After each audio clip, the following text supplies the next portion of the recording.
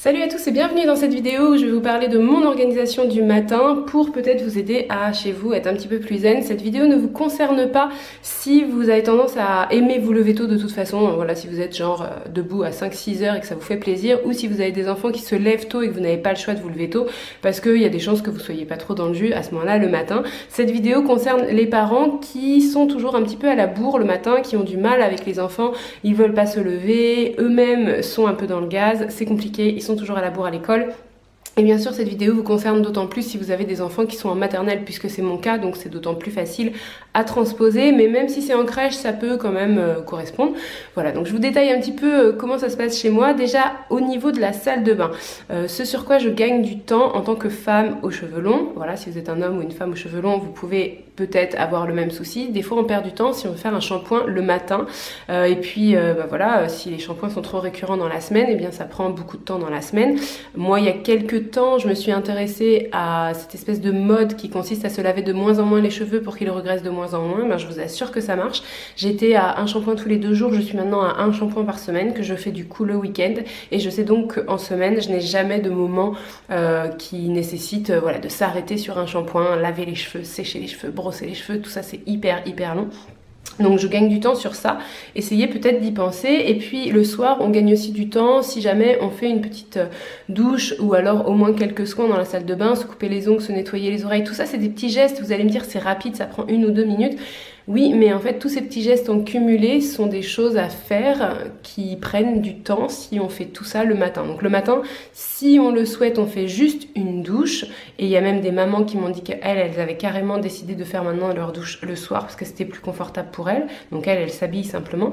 Mais si on le souhaite, on fait une douche, on se maquille si on veut se maquiller. Hein, c'est pas du tout une obligation, mais personnellement du coup maintenant j'aime bien me maquiller donc je prends ce temps-là. Mais il y a des choses qui peuvent être différées au soir.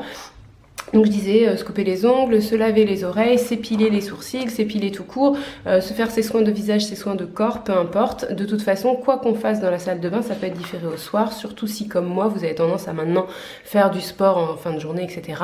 Et que du coup, vous êtes content en fait d'avoir aussi une douche le soir. Alors pour les personnes qui se disent oui mais 2 douches par jour, etc. c'est pas forcément écolo. Quand je parle d'une douche, c'est une douche rapide, hein, c'est pas une douche qui dure 3 heures. C'est vraiment même des fois éventuellement juste se passer à l'eau en fait, par exemple le matin, se passer à l'eau pour se réveiller, on n'est pas obligé de mettre 3 tonnes de savon, etc. Donc voilà, effectivement, ce n'est pas forcément recommandé pour la peau de se laver 2 fois par jour, c'est pas ce que je suis en train de dire, mais ce que je veux dire, c'est qu'on peut fractionner les choses dans la salle de bain de façon à en laisser le moins possible le matin. Et puis je parlais de l'habillage. L'habillage, si on est super organisé, on est potentiellement capable de mettre ses affaires la veille sortie pour savoir exactement quoi enfiler sans se prendre la tête. Si vous êtes comme moi, pas forcément toujours avec l'envie de se préparer comme ça à l'avance, parce que moi j'aime bien faire en fonction de mon humeur, qu'au moins juste votre dressing, vos tiroirs, etc. soient bien rangés. Ça, je pense que c'est vraiment une super astuce. Si c'est bien rangé, vous allez tout de suite avoir la vue sur vos choix possibles. Vous n'allez pas vous dire je sais que j'ai tel t-shirt de telle couleur quelque part, où peut-il bien être, et commencer à farfouiller partout. Non, vous allez trouver tout de suite, et donc du coup ça va être quand même assez rapide pour vous habiller. Franchement, on met pas 10 ans pour s'habiller. Et pendant qu'on y est sur les choses qu'on peut faire la veille, eh bien il y a aussi le fait de frotter ses chaussures si elles sont un petit peu poussiéreuses, le fait de mettre ses clés dans son sac à main, ou enfin à l'endroit où c'est plus pratique pour vous, parce que ça, chercher ses clés pendant 5 minutes, on l'a sans doute tous déjà fait, ou alors sortir les éléments nécessaires au petit déjeuner. Si jamais vous voulez la veille sortir déjà des bols ou voilà différentes choses que vous avez prévu de mettre sur la table, ben c'est pareil, ça peut vous faire gagner quelques minutes. Alors on parle de quelques minutes, mais parfois, ces quelques minutes, quand on est bien réveillé, bien au taquet, eh bien effectivement, ça ne dure que quelques minutes. Et puis, quand on est un petit peu plus dans le gaz le matin, ben, finalement, on se rend pas compte, mais on a mis 5 minutes à chercher un machin que normalement, on aurait trouvé beaucoup plus rapidement. Voilà, c'est pour ça que je dis la veille, ça peut être une bonne chose. Et nous, donc personnellement, quand je me lève, le premier truc que je fais, je ne sors pas les éléments du petit déjeuner la veille, donc je sors les éléments, je mets mes enfants à table, et après, une fois qu'ils sont à table, pour rappel, ils ont 3 et 6 ans, ils sont autonomes, voilà, ils ont leur jus de fruits, leurs biscuits, voilà, tout ce qu'ils ont envie d'avoir. Du moment qu'on donne aux enfants des choses sur lesquelles ils peuvent être autonomes, du coup, si par exemple vous avez prévu de leur faire des tartines, il faut les beurrer avant, etc. Mais après, une fois que vous avez tout mis en place, vos enfants à table, ils peuvent être autonomes à partir du moment où ils ont même 2 ans et demi, quoi, en fait. Ça dépend de la façon dont vous leur avez appris à être autonome. Il y a certaines familles dans lesquelles On apprend même aux enfants à être autonomes pour aller chercher les choses dans les placards. Nous, c'est un peu le cas, mais pas complètement. Ça dépend ce qui est accessible pour eux ou pas. Et du coup, par exemple, ils iront chercher leur petite cuillère, mais ils n'iront pas chercher leur bol parce qu'ils sont en hauteur. Enfin voilà, donc ça dépend aussi comment c'est aménagé chez vous. Vous pouvez réfléchir à ça, à mettre à hauteur d'enfant tous les éléments nécessaires à leur petit déjeuner pour qu'ils sachent eux-mêmes aller chercher le petit déjeuner et le mettre à table et le manger, etc.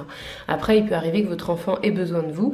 Et en ce qui me concerne, ça serait pas du tout pratique parce qu'il se trouve que pendant, c'est à peu près 10 minutes où moi je prends ma douche, je me maquille et je m'habille, et bien mes enfants, eux, ils ont 10 minutes de petit déjeuner. Et en général, ça paraît pas beaucoup, mais en général, ça leur suffit parce que de toute façon, ils ont pas super faim. Et parfois, ça arrive du coup qu'ils aient besoin, en partant à l'école, d'avoir un truc dans la main. Mais du coup, c'est un petit peu fractionné, c'est un petit peu différé. L'autre chose que je trouve pratique, c'est du coup de préparer les affaires des enfants la veille. Ça par contre je le fais, j'ai du mal avec les miennes, mais avec celles des enfants c'est plus facile de me projeter parce que ça sera moins en fonction de mon humeur, ça sera plus en fonction de leurs besoins. Voilà, et s'ils vont à l'école, s'il fait beau, s'il fait pas beau, etc. Je sais un peu quelle tenue je vais leur mettre. Et puis surtout, bien sûr, je prépare les cartables, je lis d'abord, voilà, je lis pas à la dernière minute les cahiers de correspondance, les signer comme ça le matin, c'est vraiment pas une bonne idée, je pense. Et donc du coup, ils prennent leur petit déjeuner, moi pendant ce temps-là je me prépare, ensuite je prends les enfants, je les habille, et pareil, on est sur quelque chose qui est parfois de l'ordre de l'autonomie, parce que mon 6 ans, vous pensez bien qu'il s'habille tout seul, et mon 3 ans, il a aussi envie de s'habiller tout seul, donc là, c'est une espèce de juste milieu entre ne pas le frustrer en le laissant faire, mais ne pas non plus rester dans sa dynamique à lui, qui est une dynamique d'enfant, qui n'est pas une dynamique très rapide, et donc du coup, voilà, épauler un peu pour que ça aille quand même suffisamment vite, parce qu'on ne peut pas passer 1 heure à s'habiller le matin, et donc en général, ils sont habillés relativement rapidement, en 5 minutes, c'est réglé, donc voilà, du coup, combien de temps j'ai mis en tout? Eh bien j'ai mis 15 minutes, mais vous allez me dire, mais tu n'as pas petit déjeuner, Maric. Non, je n'ai pas petit déjeuner parce que depuis quelques temps je m'intéresse à plusieurs choses. Alors la première chose, c'est que là j'ai repris le travail, etc., vous le savez, mais quand j'amenais mes enfants à l'école, c'était en fait la même logistique le matin, il fallait être à une certaine horaire à l'école et je me disais j'ai le temps après pour petit déjeuner plus tard, donc ça ne me stressait pas et donc j'ai pris cette habitude à petit déjeuner plus tard. Et comme la veille au soir on mange avec les enfants, j'ai tendance à dîner tôt, voire de moins en moins, mais en tout cas tout ça pour parler du jeûne intermittent. C'est une petite info que je voulais vous passer. Je sais pas si vous en avez entendu parler, mais vous pouvez vous renseigner sur le sujet. L'idée du jeûne intermittent, c'est d'espacer le plus possible son repas du soir avec son repas du lendemain matin, ou carrément de faire sauter un repas dans sa journée pour laisser son corps un petit peu plus au repos. C'est quelque chose que je creuse personnellement et donc du coup ça ne me coûte pas d'aller repousser mon petit déjeuner, parce qu'en plus j'y trouve plusieurs avantages. C'est que j'avais avant des fringales en fin de matinée, le fait de manger à 7h30 ne me convenait pas, déjà j'avais pas faim, et puis en fin de matinée j'avais des fringales parce que mon petit déjeuner était trop loin, que maintenant en mangeant plus tard, je n'ai plus les fringales de fin de matinée et je supporte beaucoup mieux même l'attente d'un midi tardif, ce qui m'arrivait pas du tout avant, je pouvais pas du tout manger à 13h ou 13h30, que maintenant c'est tout à fait possible. J'ai aussi d'autres avantages à manger plus tard, c'est que je mange assise, alors que chez moi quand je prenais mon petit déjeuner avec mes enfants présents, j'étais toujours en train de manger en faisant autre chose en même temps. Je mange de manière plus lente parce que voilà, même raison, hein, j'ai plus de temps et parfois je suis obligée de fractionner parce que je mange en arrivant au travail et que j'ai pas forcément le temps de faire tout mon petit déjeuner d'un coup. Et puis du coup justement le fait de manger au travail fait que je m'organise différemment pour arriver plus tôt au travail, 10-15 minutes au travail en avance, et je prends mon petit déjeuner, en tout cas au moins la première partie de mon petit déjeuner à ce moment-là, ce qui fait que en fait j'arrive au travail beaucoup plus détendue puisque j'arrive au travail beaucoup plus en avance, et c'est pour moi beaucoup plus rassurant que de prendre un petit déjeuner en speed, d'emmener mes enfants en speed et d'arriver au travail à la dernière minute. Donc moi du coup je fais l'inverse, je prends pas le petit déjeuner, j'amène mes enfants, ou mon conjoint amène les enfants parce que c'est plutôt lui qui s'en occupe, mais c'est pareil au niveau des horaires, hein. Effectivement je suis pas mère célibataire, mais ça ne changerait rien si je l'étais, dans le sens où je pars de toute façon à la même heure et mes enfants sont prêts quand je pars, donc c'est pareil. Donc du coup on amène les enfants à l'école et ensuite j'arrive au travail en avance. Et du coup, en arrivant au travail en avance, eh bien, je peux prendre mon petit déjeuner. Si ça changerait quelque chose si j'étais mère célibataire, parce que le fait d'emmener les enfants me retarderait pour arriver au travail en avance et je serais potentiellement obligée d'amener les enfants un petit peu plus en avance à l'école. Effectivement, si vous êtes parents célibataires, dites-moi juste en dessous en commentaire comment ça se passe chez vous, parce que c'est sans doute un petit peu plus compliqué, forcément, hein, d'être une personne au lieu de deux. Donc voilà, du coup, je trouve que Éventuellement, si toutefois on n'arrive pas à arriver au travail en avance, on peut penser à manger dans sa voiture. Je pense que ça serait le cas de figure que je choisirais moi puisque je prends ma voiture, ou à manger dans les transports en commun, ou si jamais on arrive au travail pile poil et qu'on n'a toujours pas déjeuné, c'est pas forcément grave. En fait, faut voir comment le corps s'habitue à ça.